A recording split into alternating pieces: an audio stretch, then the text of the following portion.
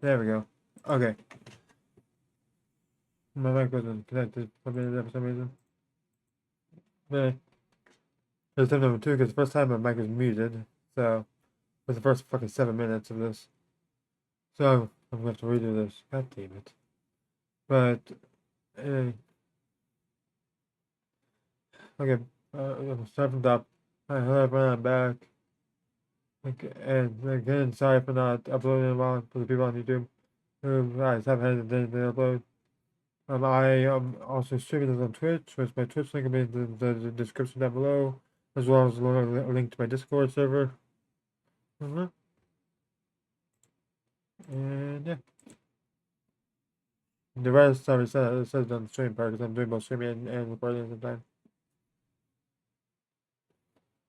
But let's just get into it. Into this.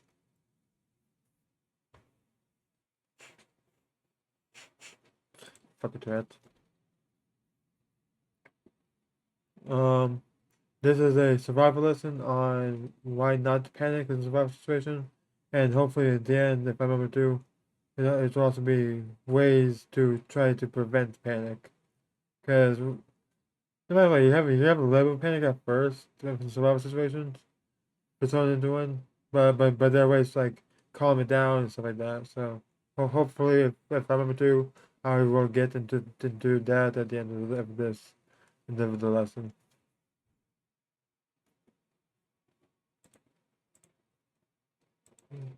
Anyway, so first up is what panic. We're gonna start with what panic and what panic does to your body. I have a little planner up here on my external monitor that I'm going off of. So yeah, I'll also be added up as well. So your body, pairs with panic, can be a fight or flight response on sport. My knee is itchy. I said ankle up with an accent. But also, I forgot to mention this. This will be unedited on YouTube, so my fiance might tell me my time, but oh well, I don't really care. Mm. Guys, I would edit it, but I don't know how to edit. And the one they used to do the editing for my channel, I'm giving her a while of a break because she has a lot going on. Anyway, onto the lesson. What panic does to your body. So for one, it can cause increased heart rate, which if you have heart problems or if you or things or anything thing like that, not good. It can cause bad things to happen. But yeah, faster breathing, which eventually can turn into hyperventilation or lack of breath. As well, can like having a hard time breathing after it. Tunnel vision, which with panic, because the tunnel vision is usually like on the negative side of things, like I'm not gonna make it through this, but it's whatever. Like on the negative side of things for panic tunnel vision. Shaky hands or just shaky body in general. Which when you have to do like final tasks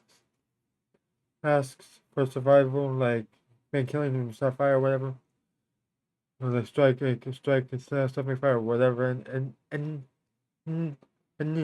anything like that, not that's not good because it'll make it harder. Poor decision making, very much all rationing goes out the freaking window when you panic. Difficulty remembering survival training. If you've had training, it's survival training, and then that would count. I kind of have. With the scouting, I've never been to survival school. I went to sometime though. It's freaking getting tough as hell here.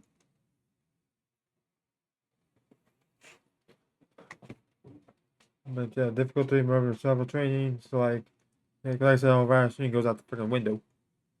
Um, and it clouds your mind with negative thoughts. Usually, panic does in survival. Mhm. Um,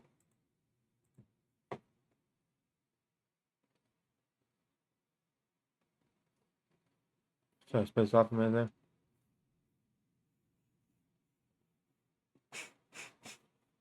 there. Increase energy consumption. And wait. So I forgot what I was gonna say on that. But yeah, you can it will increase your energy consumption, and because partially because of the increased heart rate, which makes things go faster to your body and all that. That's from what I remember. Hey, now keep in mind these records are normal, or normal to have. They just have to be monitored. They have to be controlled in a sense, for lack of a better term. So yeah, you are gonna experience some of these. Just don't let it take over. Pretty much.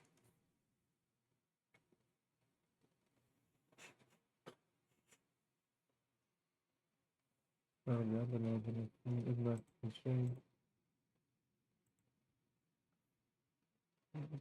so there's some common mistakes that are caused by panic. One of them, there's a list of it. One of them is running in without knowing where you're going. Bad idea. You have to know, have an idea of what direction you're going. What? What did you say? What did you say? I think once told you they don't. Running towards danger, you said? What? That actually is one of the things, yeah. No, it's not on the list, but pretty much. Choose that is a possibility. Like with you can get the tunnel vision and start running in without knowing where you're going, and you could after a while you could run off a cliff. Just saying. Like you could accidentally go off a cliff, go into a river, something like that. Run into like predators, whatever. Depending on where you're at. Or just cloud, or after your whole mind gets clouded by the panic, and you don't have any sense of what's going on at all. Um, leaving equipment behind. Sure, you can make some stuff, but you can't make everything.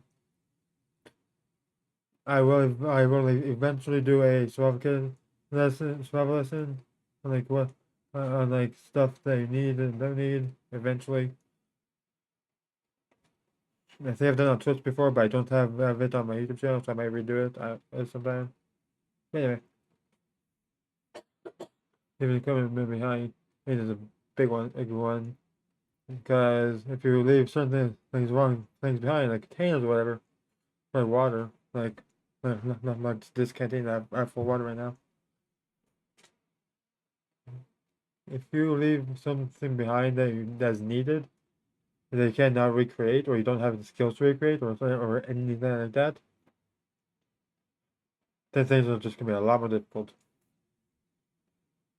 Ignoring injuries, like if you get cut, you could ignore it because of panic, and it can cloud your judgment, or something like that. Or just straight up adrenaline rush from the panic and just not even know you have injuries. He's like, one thing about pain is that it lets your body know, okay, there's something wrong in this area. So in adrenaline rush, your mind doesn't recognize the pain of all stuff, like physical pain. I mean, so that could happen. Drinking unsafe water immediately. Never drink from standing water without filtering it. Same with salt water or any water. Filter the water. Now I'll go over stuff like that. Another one. Climbing dangerous terrain, like a mountain, trying to get to the top of a mountain to get a vantage point. Not always a good idea. Unless there's a path to get to it, it's not always a good idea to do that. Yelling until completely exhausted. That one a lot of people do as well. Of course, because it's in the common mistakes list. But That's why. Well, one of the reasons why South African people should have whistles, because a whistle will be louder with less breath use, without risking exhaustion too much. You could also because of panic, burn all of the available fire at once, or with the once. When it's about you want to ration stuff out, like your food, your water, your or resources, you have to ration stuff. Don't use it all at once, which is it says viral, but people would commonly use up all the everything they have immediately, not just the firewood. Like they would use up all their water immediately. They would use up all the food immediately, all the everything. So, especially if you don't know what you're gonna do, what you're doing. Um. Also, fuck. I should preface this before I start this. I'm not a survival expert. I do a lot of research on this kind of stuff. I am an Eagle Scout, so I've done the wilderness survival merit stuff, which does with a little bit of training, but not a whole lot. I'm not an expert, uh, so I don't know everything, but I do know some stuff. And I've never been to survival school, none of that. Just wanted to put that little disclaimer out there.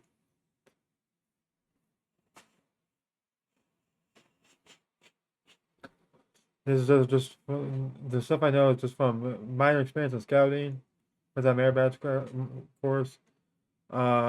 Stories I've heard from people, stories I've heard online, research I've done for like books and online research, and that's about it. Anyway, otherwise wasting your phone battery, I don't see how that's a big one unless you're using my SOS thing or for time or whatever. But you can also use I don't know. The wasting phone battery part, I don't know why it's on this list.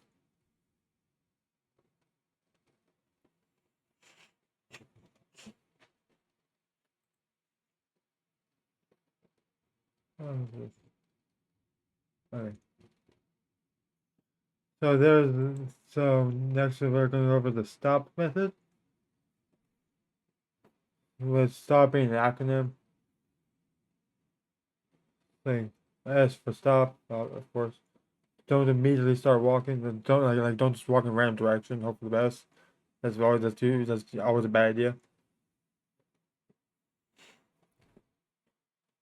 You should always have a general idea of where you're going, and before you start going in a certain direction, or at least have landmarks around so you can find your way back. But just don't immediately start walking around. Next up is the T, which is think. Like think about what happened, what resources, what resources do you have? If I can fucking speak. And are you actually in immediate danger? One thing that some people do is they will go on a hike, go a little bit off path, but usually when the hiking is always stay on the path. Um, a lot of times it's so have situations for people in wilderness, like the woods anyway. And when the sun into it is if they is when they are hiking and they go off the path too far and they get lost, or they think they know a certain area well enough and they start walking in a different direction, that direction, then and they get lost. But what some people do is they will get a little bit off path and then think, oh shit, where am I? So you have to think, are you actually in immediate danger? Are you like you could, or are you just just a little off path? Again, look for or like landmarks or something to tell you where that tell you approximately where you're at. Also, or like think about your area and if there's what kind of predators there are and like yeah. So yeah, just think are you actually in immediate danger? Next was O for observe. Observe the weather, the terrain, water sources, your injuries, time of day, and your equipment. P is for plan. And let's create a simple plan before acting. Like I said, panic can and cause you to lose all sense of like rational thinking. But if it's controlled only enough to where it doesn't completely go out the window, you can still do that. Maybe you can still make a simple plan.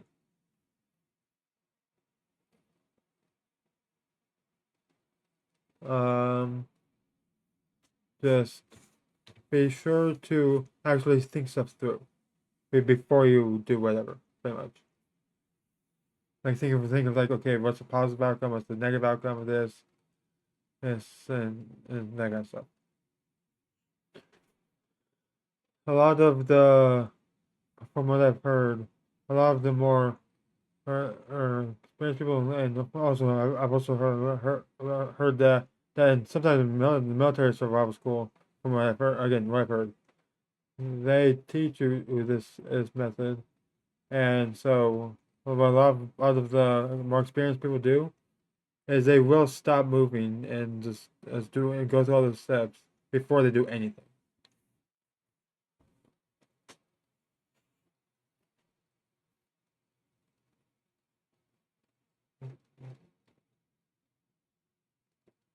I'm gonna explain this one. So we're going to compare two like fictional hikers on this one. Hiker A panics, runs randomly, gets dehydrated, falls, becomes injured, loses backpack. And hiker B stops, checks map, not maps, map, conserves water, builds shelter before dark, and signals for help. Yeah. The panic when which is what this is about, that gets a lot of people in more trouble. Whereas the other hiker B, they stop. They did the stop method pretty much. They check the map to make sure to see where they're at approximately, really, rather than just running around randomly and without knowing. Rather than run, it doesn't really mean running. You have to be walking or whatever. You don't want to get dehydrated right out in the wild, because the saying is like you can survive 3 weeks without food, but only 3 days without water in the extreme conditions. But still, like you can get dehydrated, like use your body water and then you get dehydrated. So what a lot of people don't realize is where the fuck is my mouse at? Is hydration. One when you the more you drink, the more hydrated you get. Yeah, but it does not accumulate the way people think it does. If you use up all the water, even if you have a lot of it, you can still get dehydrated pretty quick. It does not stack, pretty much, as some people say. Um, Whereas Hiker B conserves the water, and like rations it out. Right? Hiker A falls and becomes injured. That is when if you get injured and you it depending on the severity of the injury, you could be screwed. So you would I can't fucking speak today. You want to be careful, very careful about what you do. After this, that's what I want to talk about. But anyway, back to this though. Hiker B is the smart one, as I'm gonna say, as I'm gonna be calling them. Build a shelter before dark. The shelter doesn't have to be like a full on cabin or nothing like that. It could be tarp over a branch, or like a string tied between two, a rope tied between two trees, and and put in a tarp over that. It could be something simple like that, or even using you can even use a poncho as a shelter. I've done that before at scout camp, just to practice doing it. The only problem is there's certain ones you have to do that with, but that's the point. If A loses the backpack, so if your backpack is what has our gear in it, you're gonna want to keep that. At um, like yeah, you're going to want to keep track of that. So you have your tools and all that. And hacker B signals for help. That could be either with a flashlight doing SOS Moscow light. It could be like a whistle. It could be something on the weather radio like I have, where it does like a siren sound. Something. Then just some way to signal for help.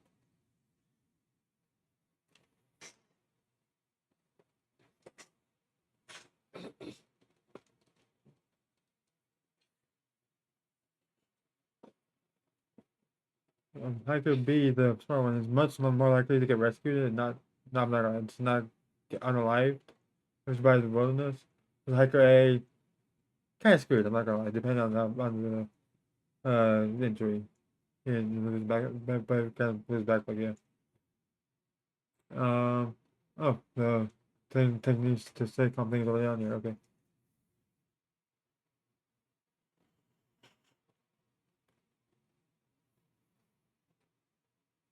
So you could do controlled breathing or even meditation.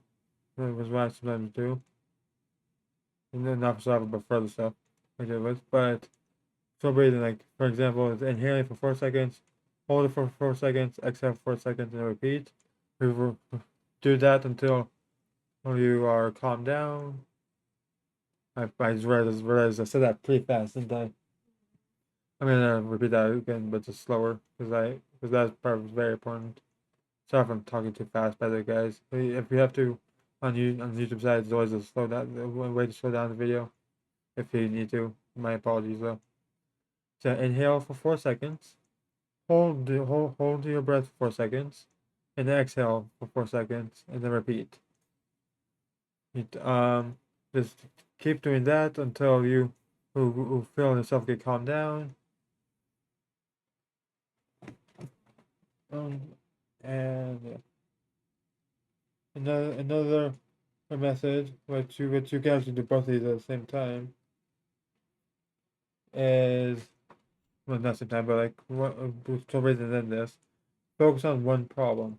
Like instead of thinking I'm gonna die, I'm not gonna get rescued or whatever. Instead of thinking that kind of stuff, just think to yourself what the next job should be. Like for example, here's my next job is finding shelter. Like a cave, to make sure there's no signs of predators up for it in it that are living in there. There's a lot of predators like live in caves, like bears and stuff.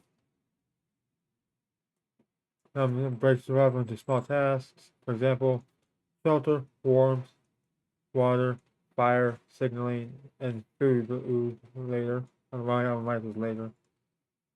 Yeah. What do you do? I thought you popped it. Fuck you, babe. So this is longer than less than usual. That's a neighbor you're like. I don't know. I'm checking in a second. Key takeaways from this: panic clouds judgment. Stop before taking action.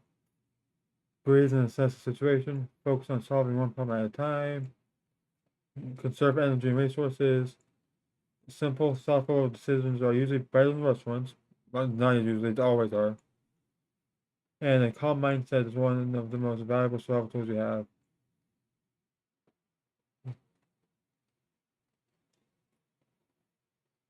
There's a little quote to here there as well. Survival isn't about being fearless. It's about making good decisions despite being afraid. Fear is natural, but panic is something you can manage with training. preparation, and a clear plan. So pretty much, just if you guys get the chance, really do some sort of ritual and survival stuff, and practice. That's it. That practice it. Some you can practice at home, some you can at a campsite, some you can't. But that's the best point. But practice what you are able to practice when you're able to practice it, and you should be good. Hey, I'm gonna end the YouTube side right now. So I'll see all you guys on the YouTube side next time. Scout YouTube guys. I'll see y'all later.